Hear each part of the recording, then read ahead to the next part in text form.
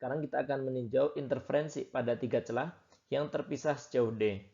Maka seperti sebelumnya, ketiga gelombang yang keluar dari ketiga celah ini, itu mereka hanya berbeda pada fasenya karena perbedaan jarak tempuh. Sehingga jika E1 itu adalah EM sinus KX minus omega T, maka E2 itu adalah EM sinus KX minus omega T ditambah dengan K delta X. Yang ini adalah beda fasenya dari gelombang yang pertama. Kemudian E3 itu adalah EM sinus KX minus omega T ditambah dengan 2K delta X. Atau EM sinus KX minus omega T ditambah dengan 2 beda fase. Sehingga superposisi ketiga gelombang tersebut tentu saja adalah E1 ditambah dengan E2 ditambah dengan E3.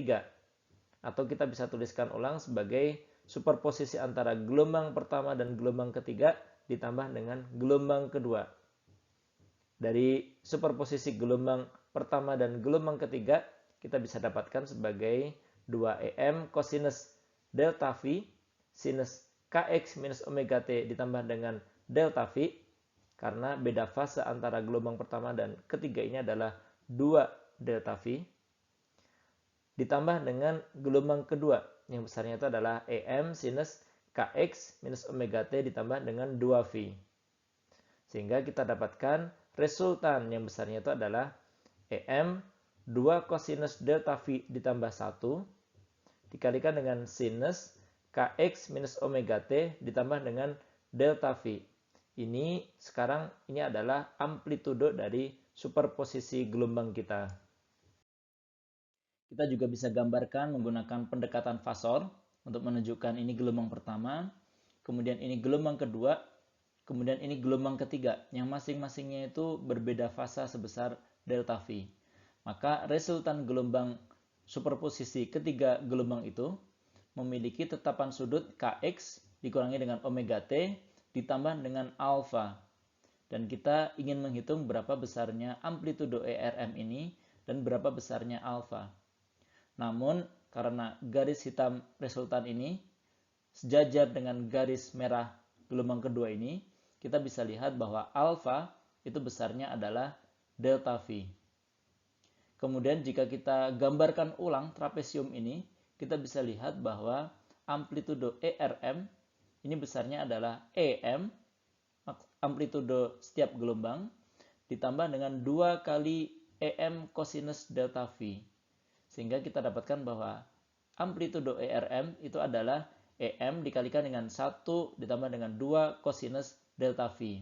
Ini lagi-lagi sama dengan hasil yang kita peroleh dari analisa trigonometri sebelumnya. Dari amplitudo gelombang superposisi yang besarnya adalah EM dikalikan dengan 2 cosinus delta V ditambah 1 ini, kita bisa dapatkan intensitas gelombang hasil superposisi. Yang besarnya adalah I0 atau intensitas gelombang awal dikalikan dengan 2 cosinus delta V ditambah 1 dikuadratkan. Yang ini bisa digambarkan pada fungsi di samping dan kita lihat bahwa kita memiliki interferensi maksimum primer yang besarnya itu adalah 9I0 dan ini terjadi ketika cosinus delta V ini besarnya adalah plus 1.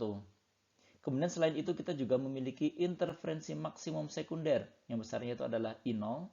Dan ini terjadi ketika cosinus delta V itu adalah 0.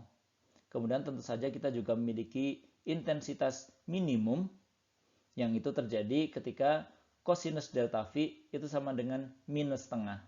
Sehingga mengikuti prosedur sebelumnya menggunakan delta V, posisi delta V, kita bisa tentukan posisi titik-titik ini pada layar sebagai lambda L dibagi dengan 2πd dikalikan dengan delta V. Kita bisa lakukan analisis yang sama untuk interferensi pada lebih banyak lagi celah. Misalnya ini pada interferensi 4 celah. Dan kita dapatkan bahwa superposisi keempat gelombang itu, yang tentunya adalah E1 ditambah dengan E2, ditambah dengan E3, ditambah dengan E4, kita bisa bongkar misalnya menggunakan dengan identitas trigonometri. Dan kita dapatkan bahwa resultannya itu adalah 4EM cosinus delta V, cosinus setengah delta V, sinus Kx minus omega T ditambah dengan 3 delta V per 2. Ini juga bisa kita dapatkan, misalnya kita lakukan analisa fasor.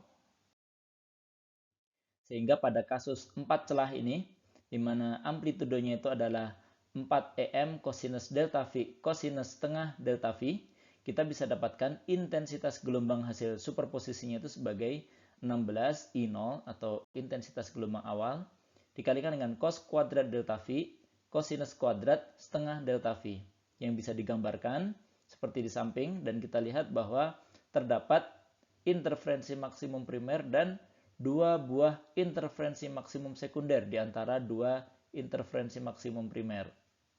Lalu posisi titik-titik ini pada layar bisa kita tentukan dengan cara yang sama seperti sebelumnya. Sehingga secara umum kita bisa lakukan generalisasi untuk interferensi pada N buah celah. Kita telah lihat bahwa pada N sama dengan 2 atau pada 2 celah, itu tetapan fasa gelombang hasil superposisinya itu adalah setengah delta V.